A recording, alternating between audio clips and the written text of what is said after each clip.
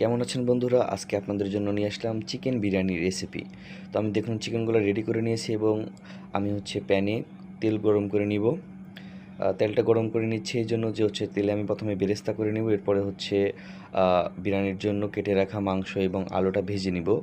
কারণ জানেন যে পোলট্রি মুরগিগুলাতে একটু গন্ধ আসে, এজন্য আমি ভেজে নেওয়ার জন্য একটু বেশি করে তেল দিয়েছি, যাতে মুরগিটা আমার ভাজা হয়ে যায়। দেখুন আমি বেরেস্তার জন্য পেঁয়াজ কুচি দিয়ে দিয়েছি। তো পেঁয়াজটা আমি লাল লাল করে ভেজে নেব, যাতে আমরা বিরিয়ানির মাংসতেও দিয়ে দিতে পারি এবং বিরিয়ানির উপরেও সার্ভ করার সময় দিয়ে দিতে পারি, যাতে এটা সুন্দর হয়। তো আসলে আমরা প্রবাসী সেইভাবে রান্না করতে পারি না। সপ্তাহে ২টা দিন একটু আমরা সময় পাই, বিশেষ করে একটা দিন পাই রবিবার, এবং আমাদের যাদের শনিবারে হাফ ডে আছে তারা তো হাফ ডে ডিউটি করে এসে একটু সময় থাকলে রান্না করতে পারি। অন্যান্য দিনে আমরা ১২ ঘন্টা ১৪ ঘন্টা ডিউটি করে এসে রুমে সেইভাবে রান্না করতে পারি না, সময় থাকে না। তো আজকে যেহেতু রান্না করলাম, বেশি বেশি ভিডিও দেওয়া লাগে ফেসবুকে, কিন্তু দিতে পারি না সময়ের অভাবে। চেষ্টা করলাম যে এই রান্নার ভিডিওটা করে আপনাদের সামনে তুলে ধরার জন্য। তো আমার বেরেস্তা ভাজাটা প্রায় শেষের দিকে। তো দেখুন আমার বেরেস্তাগুলা লাল হয়ে গেছে। তো এই বেরেস্তাটা আমি এখন উঠায় রাখবো। ওঠানোর পরেই যে তেল আছে, এই তেলের সঙ্গে কিছুটা তেল এড করে আমি ওইটাতে চিকেনগুলো ভেজে নিব। তো দেখুন আমি বেরেস্তাগুলো উঠাই নিচ্ছি। অনেকে আছে যে বিরিয়ানিতে চিকেন ভেজে দেয় না, তো এটা যার যার ইচ্ছা রুচিসম্মত। তো আমার কাছে একটু চিকেনটা গন্ধ লাগে, যেহেতু আমরা মালয়েশিয়া থাকি, সুপার শপ থেকে কিনি, তো ওই জন্য একটু গন্ধ লাগে, বিধায় আমি চিকেনগুলো ভেজে নেব। এই যে দেখুন আমি প্রথমে আলুগুলো ভেজে নিচ্ছি। তো আলুগুলো আমি দিয়ে দিলাম।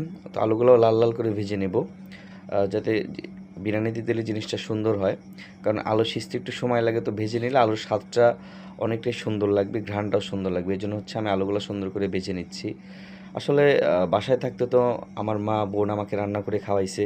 তো সকলে যারা প্রবাসী আছে ফ্যামিলির লোকজন রান্না করে খাওয়াইছে। আসলে সেভাবে তো বাংলাদেশে থাকতে আমাদের রান্না করা হয়নি। তো প্রবাসে এসে নিজেকে রান্না করে খেতে হয়। কিনে খেতে পারি, কিন্তু কিনে খেলে খাবারের মান ভালো থাকে না, এই জন্য কিনে খাই না।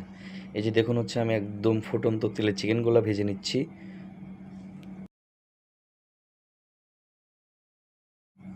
আপনারা জানেন যে প্রবাসীরা অনেক সময় ডিউটি করে এসে রান্না করে খেতে হয়, কষ্ট করে খেতে হয়। তো এজন্য আমাদেরকে একটু সাপোর্ট করবেন, ভালোবাসা দিবেন, তাইলে সুন্দর সুন্দর ভিডিও আপনাদের সামনে ইনশাল্লাহ তুলে ধরতে পারবো। তো প্রতিবারের লাইভের মতো আজকের লাইভে কিন্তু একটা ক্লু কমেন্ট আছে, যে ক্লু কমেন্টটা আপনি যদি আমার লাইভে করেন, তাহলে আপনার পরিবারে কিন্তু ফুলের ভালোবাসা পৌঁছে যাবে। দেখুন আমি চাউলটা বয়েল করে নিচ্ছি। তো চাউল বয়েল হয়ে গেছে, এটা আমি 80% বয়েল করেছি, এবং বাকি বয়েলটা হয়ে যাবে আমার যখন বিরিয়ানিতে মাংস দিয়ে বসাই দেবো তখন। তো দেখুন আমি মশলাটা এখানে রেডি করব। এটার জন্য মাংস দিয়ে দিলাম, এরপরে আস্তে আস্তে আমি যে মশলাগুলো আছে সেটা এখানে অ্যাড করব। তো আজকের কুলু কমেন্টটা এই ভাই, এটা যে লিখবেন, ভাই আপনার বিরিয়ানিটা কিন্তু দারুণ হয়েছে।